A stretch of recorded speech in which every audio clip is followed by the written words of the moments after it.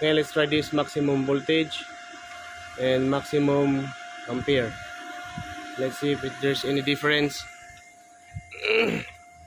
First, let's check the wire feed. It's still the same, guys. It's low. And the voltage in ampere, still the same. It can't melt anything. What a problematic machine. What a problematic welding machine. So I gonna go to the technician and ask him to repair this problematic machine. And guys, oh, after 8 months nang tuloy-tuloy na gamit, MIG-TIG stick. Wala na daw, hindi na sabi ng technician dito sa ano, yan. Hindi na daw na ano, hindi na daw maayos na main board daw na IC. Paktay. Uwi na ako ngayon. Okay guys, ito yung aking project na ginagawa ngayon, loft bed. Yan. Puro MIG weld lahat yan guys. MIG weld yan. MIG weld, magandang MIG weld kasi maliit lang profile ng weld niya, oh. Hindi masyadong malaki at saka hindi ano, mahirap. Ito na nga guys, ang huling review ng Predator, yan, Flux Reactor 5. Itong ang review ko dito ay after 8 months guys na tuloy-tuloy na gamit. Lagi kong ginagamit ito kasi natuwa ako sa MIG welding, natutuwa ako kaya tuloy-tuloy ginagamit ito at saka pinang root pass ko na rin practice yung ano, yung stick niya. After 8 months guys, bumigay na. Kaya last review na talaga to kasi natsugi na siya guys. Maliban kung maayos ko to ma-repair, pero sabi ng technician guys na ano na pinagpayusan ko, wala na daw. Wala silang na-IC daw, IC. Wala silang piyesang ganon kasi China ito eh. Korea yung sa kanila cork weld. Dahil adik na ako sa MIG, kaya bumili ako ng Powerhouse. Ayan.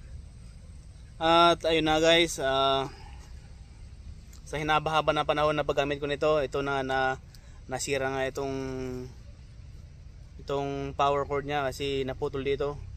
Ay pinalitan ng technician nito, mas matibay. At saka yung kanyang yung welding cable niya, aluminum na ordinary. Aluminum din naman to guys, pero mukhang mas original yung ito. Mga ano niya, sinabi sa specification sa ano sa Shopee na ano na to, na US.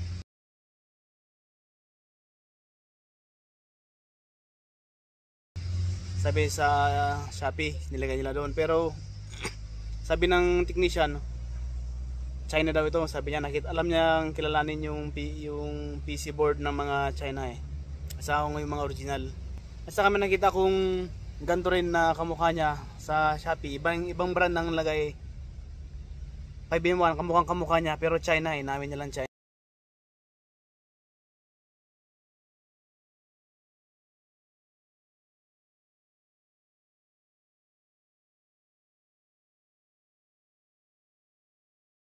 So, China talaga to. Pero ganoon talaga sa mga business diskarte nila na meron talagang certain time na talagang masisira yung product. Yun ay para makabenta sila ulit. So nagkataong naubos ko na siguro sa 8 months niya tuloy-tuloy na gamit eh. Naubos ko na siguro yung allowance niya. Ay bumigay na rin. Pero itong isang product lang to guys, itong unit lang na to. Ewan ko sa ibang unit o natsambahan lang talaga sa akin. At saka old na to eh, old model na to, 1 taon lang, old model na kasi marami nang lumabas na mga product rin nila ganito. Maraming model na rin na maganda rin siguro. Pero kung compare naman sa sa performance niya, mas smooth ang weld nito. Tuloy-tuloy lalo na sa maba. Tuloy-tuloy kumpara dito. Kasi ito pag naka maximum sa baba, naka todo baba, pag maninipis, nagano siya, puputol-putol tapos hintot ganoon. Kaya nabubukol-bukol tuloy. Hindi kaya nito na smooth, tuloy-tuloy pa rin. Nakaganda nito guys. So yun guys, ang aking personal na review sa Predator na MIG Flux Reactor na ito guys.